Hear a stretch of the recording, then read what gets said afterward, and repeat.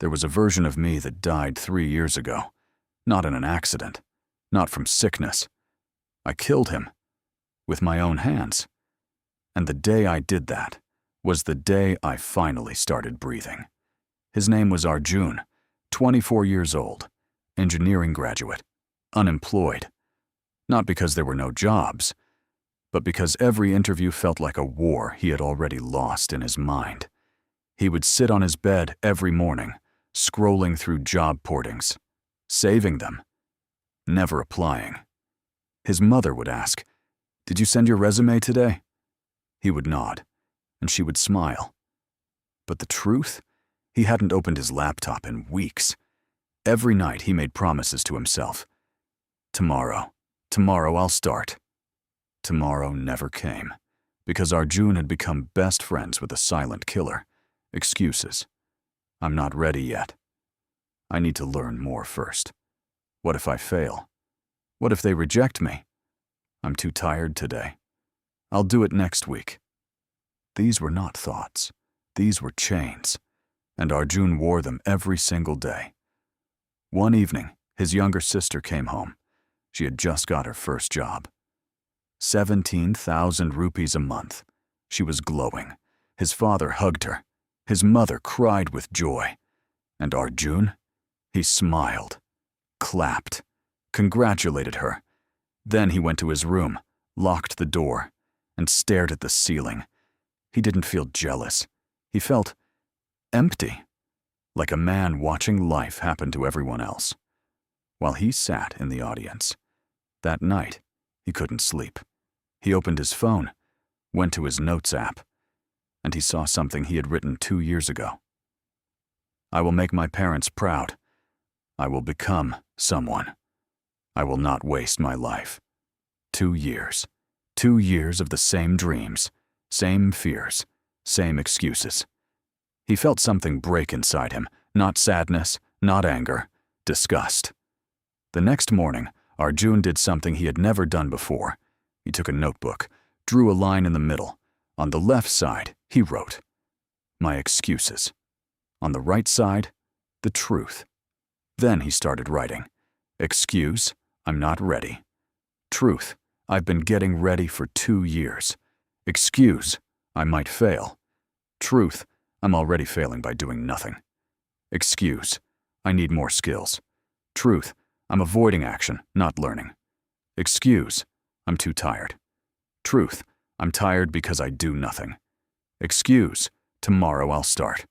Truth, I've said this 700 times. He stared at that page, and for the first time he saw himself clearly. Not as unlucky, not as unprepared, but as a coward hiding behind words.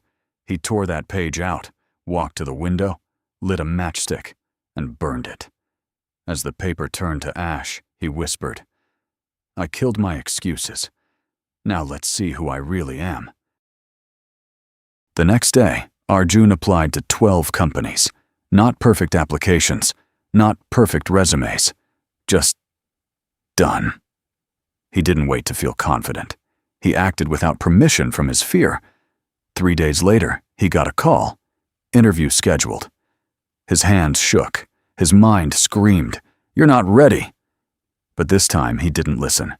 He went. He failed. But something strange happened. He didn't collapse, didn't go back to bed, didn't make excuses.